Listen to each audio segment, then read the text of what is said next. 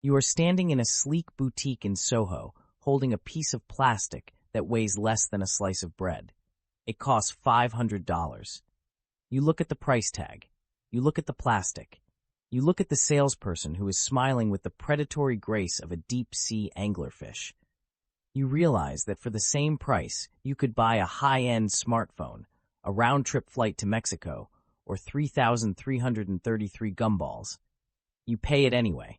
You pay it because you feel like you have a choice. You think you are participating in a free market. You are wrong. You are currently trapped in the web of a silent giant that has spent 50 years making sure that no matter which door you walk through, you are always handing your money to the same person. Meet Arthur. Arthur is a man of simple tastes and very blurry vision. Arthur needs glasses. He walks into a LensCrafters because he likes the name. It sounds sturdy. It sounds artisanal. He picks out a pair of Ray-Bans because he wants to look like a fighter pilot. He pays $400. He feels good. He feels like a rebel. What Arthur does not know is that the store he is standing in, the brand on his face, and even the insurance company paying for half the bill are all the exact same company. Arthur is not a customer in a market. He is a character in a play, written, produced, and directed by a company called Luxottica. In the beginning, there was the frame. Luxottica started as a tiny workshop in the Italian mountains. They were the middleman. They made the parts for everyone else. But the founder, Leonardo Del Vecchio, realized a fundamental truth about human vanity. If you sell a medical device, you are a technician. If you sell an identity, you are a god. He began buying up every brand he could find. He bought Ray-Ban when it was a struggling relic. He bought Oakley after a legendary corporate fistfight. He signed licensing deals with Prada, Chanel, and Versace. Arthur decides he wants a second pair. He wants to look sophisticated. He avoids LensCrafters this time. He goes to a high-end boutique called Sunglass Hut. He avoids the Ray-Bans. He picks out a pair of Giorgio Armani frames. He thinks he has switched sides. He thinks he has escaped the system.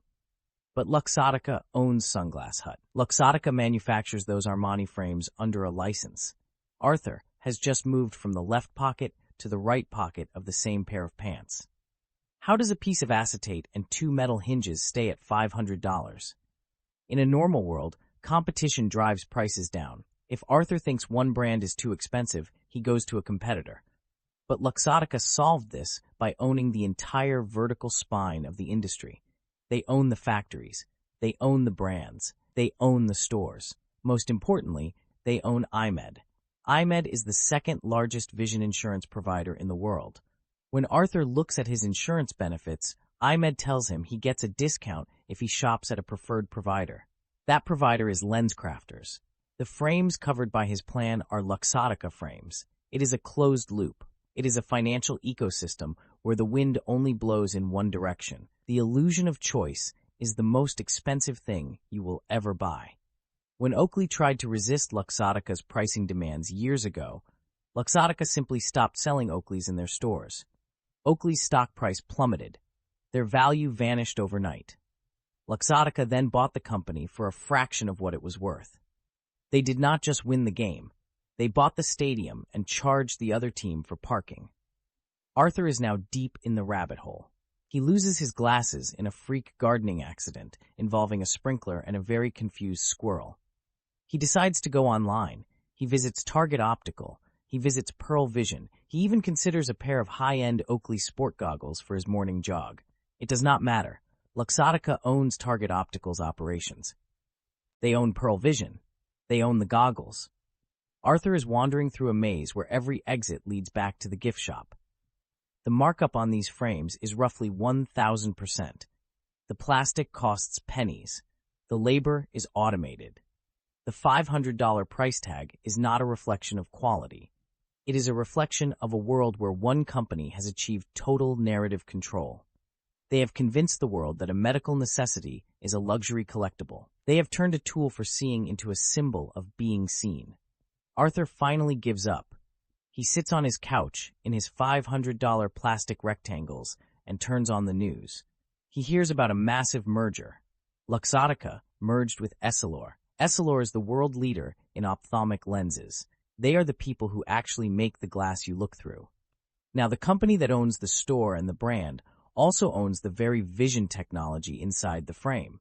The empire is complete.